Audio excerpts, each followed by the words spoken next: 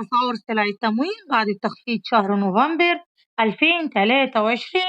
الزيت والسكر هيوصلوا ل10 جنيه. إيه الكلام ده؟ تعالوا نشوف تفاصيل الخبر.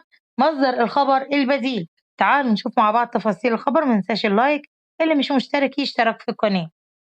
قال المتحدث الرسمي باسم وزارة التموين دكتور أحمد كمال إنه بالرغم من الأحداث الجارية على المستوى الدولي والمستوى الإقليمي، إلا إنه لا يزال رئيس الجمهورية الرئيس عبد الفتاح السيسي يولي اهتمام بالغ بمتابعة التطورات الخاصة بتنفيذ مبادرة خفض الأسعار الخاصة بالسلع الأساسية، واللي بتشمل الفول والعدس والرز والمكرونة والزيت والسكر والألبان وبيض ودواجن حية مجمدة، و ويكون ذلك بنسب تخفيض قد تتراوح بين ال15% لل25% لمدة 6 شهور متواصلة طبعًا.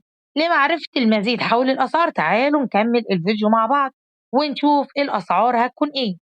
قال الدكتور أحمد كمال متحدث باسم وزارة التموين في تصريحات إن تنفيذ هذه المبادرة بيحدث بالتعاون بين اتحاد الغرف التجارية واتحاد الصناعات وأيضا اتحاد منتجي الدواجن، وبتحرص الحكومة المتمثلة في الوزارة المعنية على تقديمها حزمة من الإجراءات، ومن أهم هذه الإجراءات هو توفير جزء كبير من المكون الدوري والإعفاء من الرسوم والجمارك للمواد الغذائية، وكمان تعليقها أيضًا لمدة 6 أشهر، والإفراج فورًا عن البضائع والسلع التي تتضمنها تنفيذ المبادرة. كما أشار المتحدث الرسمي إلى أنه هيتم تنفيذ هذه المبادرة بجميع السلاسل التجارية التابعة للقطاع الخاص، واتفق على البيع بسعر الجملة معهم دون تحقيق أي ربح خاص، وفي تقديم أسبوع للمبادرة.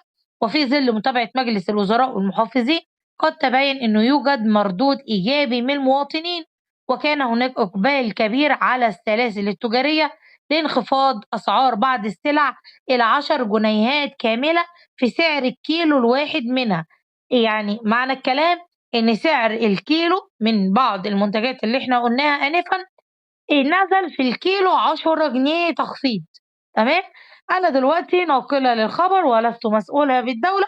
أنا عايزاكم أنتوا تكتبوا لي في الكومنتات هل بالفعل أنتوا لقيتوا في الأسواق إن نزل الأسعار دي بالفعل والّا لأ، ونزل 10 جنيه في الكيلو زي ما قالوا والّا لأ. ربنا يوفقكم ويكرمكم. السلام عليكم ورحمة الله وبركاته.